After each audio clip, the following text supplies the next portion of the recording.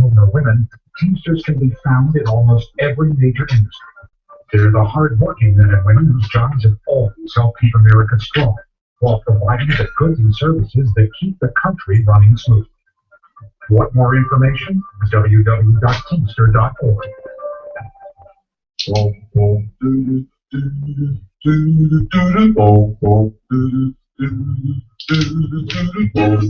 you want me to first chorus or after the first chorus? Yeah, we get to this one.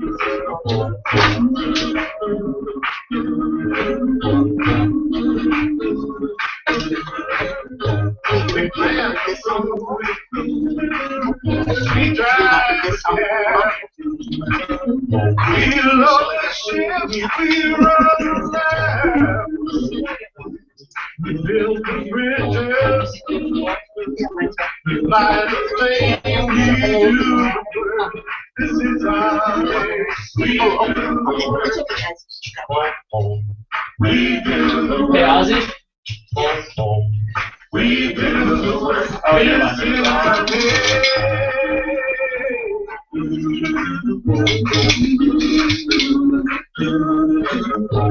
We tie flames to you.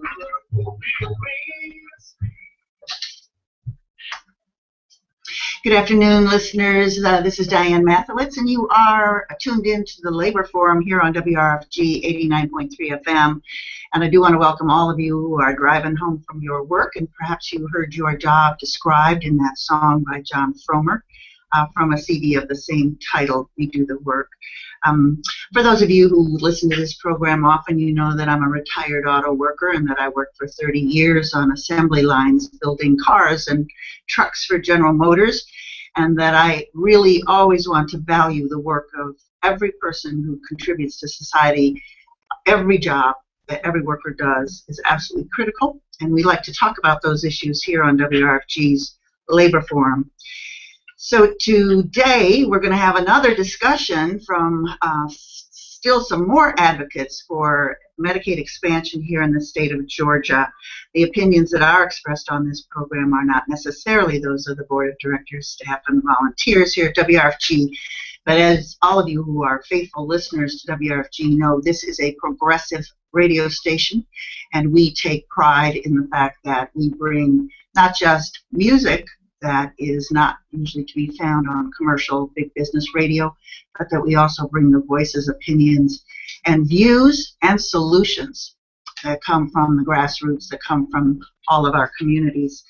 So as I mentioned, we're going to have a program again about Medicaid expansion. This is an issue not just here in the state of Georgia, but in a number of other states where governors have refused to take advantage of the billions of dollars that would be available to states to provide health care for low-wage and poor people. I want to make an announcement, though. We are also streamed. Some of you may not have heard this. We actually have a video stream now, and the Labor Forum has its own YouTube channel. And we'd very much like you to subscribe to that and watch, because you can see our guests talk as well as hear them. So who's in the studio today are two wonderful women who have made such a big difference in their communities. We've got Malika Redmond. She is the Executive Director of SPARK, Reproductive Justice Now. We're particularly going to be talking about an event that they're doing tomorrow. And Eveline Shen, she came in from California. She is the Executive Director of an organization called Forward Together, and she'll be talking about her group's work as well on the issue of Medicaid expansion. So welcome to both of you to the airwaves of WRFG. All right. As I said, there are many people who still, despite a fair amount of news about this, and I hope every person who's listening to this program knows, of course, that Governor Nathan Deal has obstinately refused to expand Medicaid here in the state of Georgia, and it would cover some, it's different estimates, but it would cover some 650,000 Georgians who currently do not have access to health care. So, Malika, let me start with you, because you are working on this program tomorrow, and SPARK, Reproductive Justice Now, and a number of groups have taken on the issue of pushing for Medicaid expansion. So if you wouldn't mind telling our audience, how is it that a group that's largely working on reproductive justice decided that this was the issue you take on in 2014? Absolutely. First, thanks really, Diane, for having us on the Labor Forum today, because this gives me an opportunity to really talk about the complex issues at play when it comes to the state opting out of Medicaid expansion and what has been the ongoing fight to not fully implement the Affordable Care Act. As we speak right now, companies like Hobby Lobby are fighting to not have to ensure contraceptive care is available to their employees. I mean, this is something that is happening under the Affordable Care Act. Preventative care and prevention and contraception is now something that is available. And so when you have companies that are saying, no, we don't want to make sure that you can, obtain birth control, what does that mean to women who are working? When your companies are fighting against this. So this is something, and we know that this is a staple here in Georgia. I mean, in terms of a store that we have many of here, this is what's happening. There are a lot of ways in which this is being fought, and Medicaid expansion, again, is another one, where for those who are low-wage workers who are uninsured, what Medicaid does, expanding the Medicaid program does, is automatically put people in a position to have some basic health security. If you could go a little bit then about tomorrow, we'll repeat this information again at the end of the show, but again, what is it that you hope your goal will achieve tomorrow with the program? Tomorrow, what we're really excited about is SPARK, our partner, Strong Families, and the National Domestic Workers Alliance of Atlanta are coming together. We are bringing young folks, we are bringing families, we are bringing allies together under the umbrella of expanding Medicaid. We're wanting our leaders down at the Capitol to do what's right, be on the right side of this issue, and opt in to the program so that all of the individuals that we talk about have the opportunity to get health care. And for us at SPARK, since we largely work with young adults, there's been much talk that young people don't care about the health care reform debate, or they don't care about getting health care. And what you're going to hear tomorrow are stories from young people who are navigating the work world, who don't have health insurance, who are no longer on their family plans, or families never had a health care plan and need health insurance, and they are going to be in solidarity and fighting for their rights today because they also pay taxes and they live in Georgia and deserve to have health care. I'm going to bring you into this conversation now, Eveline. You are with a national organization that is coming really to different areas of the country where their governors or where their elected officials have not opted in, and trying to support and bolster those efforts. Could you talk a little bit about your organization and why you're here? Sure. Thank you so much for having us, Diane. I really appreciate it. It's really important to get kind of the word out around this. So, Forward Together it leads a Strong Family, a national initiative. We have offices in 5 different cities across the country. But this national initiative is called the Strong Families Initiative. And we, SPARK is one of the folks on the leadership team, and we are the home of over 100 organizations who are united in changing policy and conditions so that all families can thrive. And a part of making sure that families thrive is a key part is making sure that they're healthy, safe, and strong.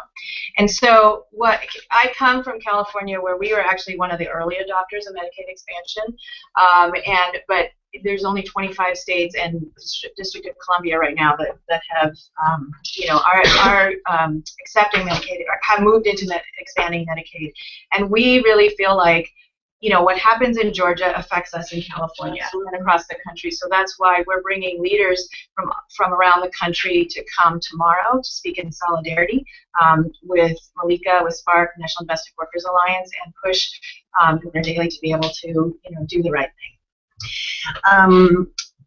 If I could ask you in particular, since your state has expanded Medicaid, if you've got any kind of information about the impact that that's had already, just a couple months into the expansion, what a difference it's made, how many people have been covered now.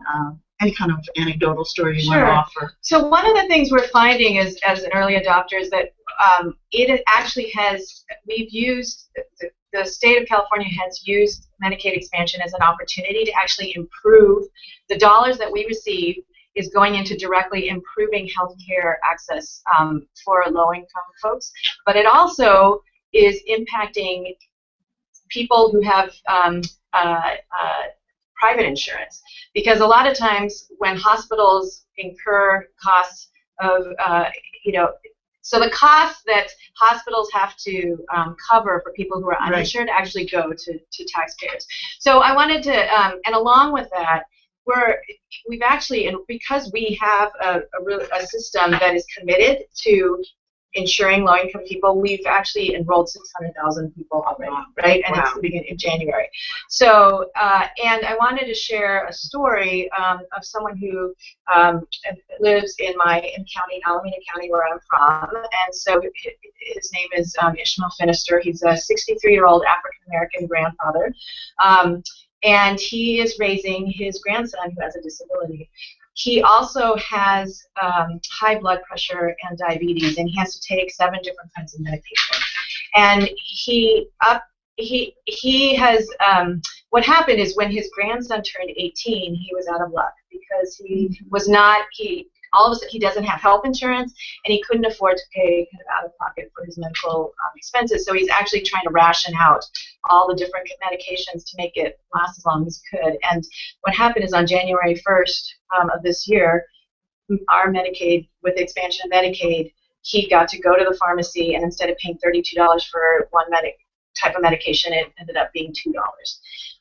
And so he now, is going to the local clinic, and he has been smoking for 35 years. He's in a smoking cessation program. He's taking yoga, and so you can tell, he credits this to Medicaid and Medi-Cal expansion, which is really something that I want to say is not. This is a story not only about helping our community and our neighbors, but it's also a story about how our democracy works and how we end up taking care of people, and that everyone needs health insurance. It's not a privilege, it's not a luxury, it's a human right. Let's talk a little bit about, if we can, why, Malika, you in particular, think that these issues, which affect poor communities, which affect low-wage workers, and I think so many times on this program, I've had fast food workers, I've had domestic workers, I've had the workers, sanitation workers, all the people who do jobs which are oftentimes, I don't even know how to describe it, are disregarded, but they are the jobs that if they're not done, literally things very rapidly fall apart. And so what I'm trying to figure out, why these legislators coming from these rural communities in Georgia, where the hospitals, in fact, 2 have already closed since Governor Deal has been in office, and in large part because of what Eveline just said about the costs of doing care for people. So what is your sense? You can go ahead and give your opinion. What is your sense of what it is that's compelling these people to vote against their constituents' own interests? It's interesting. I think this is the important question of the day. As we speak, we're dealing, our Georgia Assembly is looking at a bill that may, make it even more difficult to expand Medicaid. And so why, is this? And I think part of it is an issue of redistricting, making it very, very difficult for, consolidating certain sort of thinking in certain locations so that, folks don't have to be accountable to a diverse constituency. That I think is clearly at play. I really think it's politics because it doesn't make fiscal sense for the state not to expand its program. We know that the dollars that would come to Georgia is enough for the first 3 years, 100% coverage, and then as it phases totally in, up to 90% coverage. From that point on. And so it doesn't make any sense other than there are some political wrangling at play. I wouldn't know all of why, or what that is, but I do know that I think that there is something to do with that. I think there's something to do with not, but also I think it has to do with the fact that we do have a growing, diverse constituency in the South that is young, that is vibrant, that are folks who understand and have very different positions about some of the conservative values or claims of conservative values, and they want a change and they want a difference. And I think people are pushing back against that inevitability that we are seeing a growing shift in the South. And so I think that is some of it. Hey, folks, you are listening to Malika Redmond. She is Executive Director of SPARK, Reproductive Justice Now, and Eveline Shen. She is the Executive Director of Forward Together. So I'm surrounded by Executive Directors at the moment, and I'm going to have the director behind the board, Chris, give us a short break here and a message from WRFG. Please stay tuned. The 16th Annual Homelessness Marathon broadcast, a national town hall discussion on poverty and homelessness in America. I wish they would do something about getting people off the streets. Homeless people deserve housing, not shelters.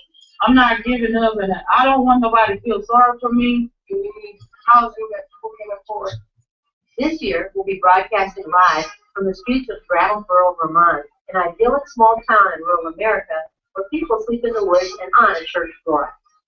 I think sometimes that people who are middle class or upper middle class forget that at any moment they too could become homeless. We'll be speaking to homeless people, and we want to hear from you. What can this country do to end poverty and homelessness? Joint session. Tune in Wednesday, February 19th from 7 p.m. to 1 a.m. for the Homelessness Marathon, right here on your listener-sponsored and supported community radio. WRFG 89.3 FM, your station for progressive information. We're back. You are listening to the Labor Forum here at WRFG 89.3 FM.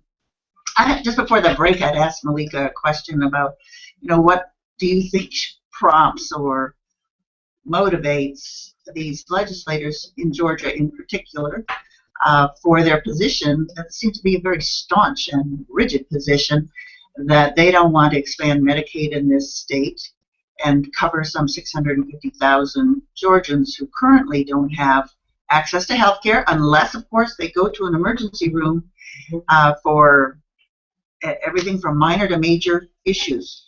I'm going to posit another thing, I think, a little bit. It seems to me that the influence of big money in politics in general. And so when we talk about 650,000 really poor people who are, fall in this very low income range, my sense in general is that politics in the United States are definitely not geared towards the vast majority of us. And the vast majority, as it has now been proven about how the top 1%, has gotten all the so-called financial gain in the since the recession. We talk about the top 1% controlling a huge percentage of the GNP. So essentially we're talking about those of us who make minimum or a little bit above, are retired on Social Security, don't have huge pots of money, and that when it comes to elections, they pretty much feel our votes can get bought by fancy advertising, and people will pay attention to the glitz and not pay attention to the meat of the matter. So I guess I'm going to ask you now about the work both of your organizations do to both educate and mobilize people to, in fact, struggle and work for their own issues and their own interests instead of being sidetracked. So I'll start with you, Malika. Okay. Well, thank you. SPARK has been around for about 7 years. In total, about 25 years here in Georgia. We were formerly Georgians for Choice, which was a coalition organization of women's organizations who were fighting for reproductive health and abortion access in the state. We changed the mission in around 2006 to really focus on the most impacted communities, and we identified those as LGBTQ youth of color, young families, and women of color disproportionately impacted by health disparities in our state. And what we decided was that it wasn't for us to speak on their behalf, but support our core constituencies with the tools to be able to be their best advocates. And Legislate This is one of those signature events from day one, where young people, young families, and women of color come down to the Capitol and lift up what are the primary health policy issues that they say they face here in Georgia. And so that is what we'll have tomorrow, February 20th. We'll be convening at Trinity United Methodist Church in the morning to do some training and discussion. But folks have overwhelmingly said that Medicaid expansion is the issue. And data is showing that when people are polled and tested, when talked about certain provisions of the Affordable Care Act, they are on board with it here in Georgia and throughout the Deep South, in fact. And so this is something that we are not saying is what people want. It is what the people are saying we need to have, and it is our right. And so we will be down again tomorrow starting at 9 a.m. to do some conversation and training. And then we're moving over to that Capitol to talk to policy leaders, to have some real conversation, let them see who is most impacted when they make these sort of decisions that are anti-Georgia. So a little bit, if you could add as well what your organization is doing nationally. Education is important, but people, I think, also have to be motivated to do something about what they know. Mm-hmm. So can you talk about a little bit about what you do? Absolutely. So, just segueing, when we talk about the uninsured in this country, they are mostly working families. They are people of color. As people of color are, much more likely to be uninsured than white counterparts. Mostly women on Medicaid, and there's a growing number of young people. And so when we look at this, it's kind of reflective of where the country is going when we talk about the rising American electorate and who's going to hold those legislators accountable. And so for us, when we started the Strong Families Initiative, we started it because we wanted the policies and our decision makers in this country to really change conditions that reflect what our families look like in this country. According to the 2010 census, 80% of households do not hold a traditional nuclear family where you have a father and a mother and their two biological kids. And so our families are rich and they come in all different shapes and sizes, and it's time that our policies actually reflect that. And so for us, a strong family is one in which, every member in that family has the opportunity to thrive, has the health care they need, has the resources and recognitions and rights that they deserve. And so I wanted to share, like I said, there are over 100 organizations that are part of the Strong Families Initiative. And what we are supporting in Georgia, we started actually doing a similar support in New Mexico, and there's a Strong Families New Mexico coalition in New Mexico, and they're building power among the rising electorate to, they are the most impacted, and they're holding their leaders accountable. And the way that they're doing, we just developed a Strong Families New Mexico report card, which grades both houses based on the last legislative session around criteria in terms of how they're supporting or not supporting strong families.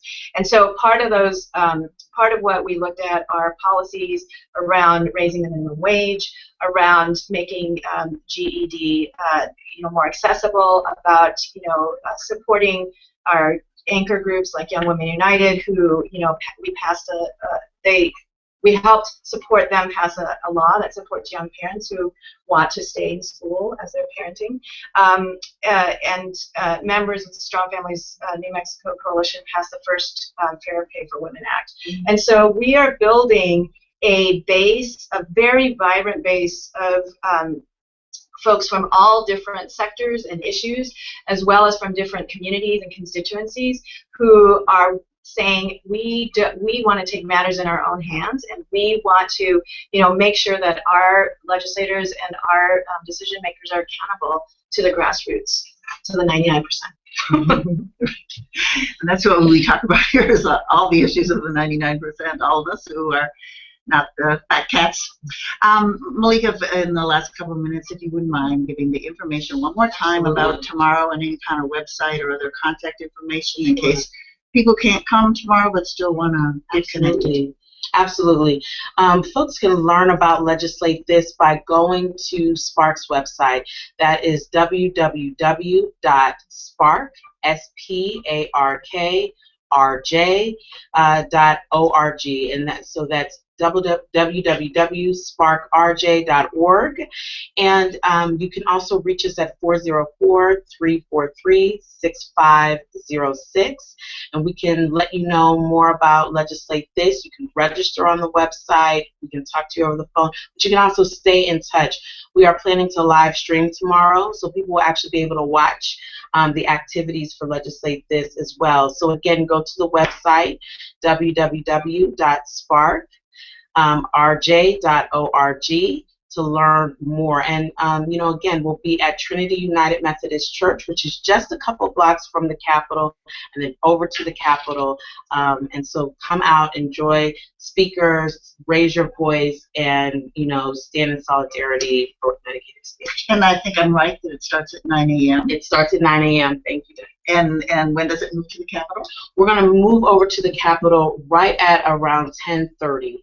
And so we'll be at the Capitol from 10:30 until the end. All right, super. Do you want to give any information, Eveline, about your organization website? Or? Sure. So Ford Together is fordtogether.org, and if you are interested in learning more about the Strong Families initiative, you can go to strongfamiliesmovement.org. Well, I thank both of you so much for coming in today. I want to thank all of our listeners, and of course you who are watching on the live stream YouTube channel. And I want to encourage people, again, to subscribe to that, and also to subscribe and join the Labor Forum Facebook page. Next week, this is what I'm working on, folks, and I hope I'll be able to get it together. Today and yesterday, there was a strike at the University of Illinois in Chicago of the faculty. The issues of pay of those who are teaching in colleges and universities is a critical one, and I'm hoping to have somebody from that strike. And also, we're going to have a discussion about the UAW election defeat in Chattanooga and the role of the right wing and big money to convince workers to vote against their interests. So this is Diane Mathewitz thanking you so much for listening today, and we will be back again next Tuesday and Wednesday, 4:30 until 5. Goodbye till then. We will. Good job, guys.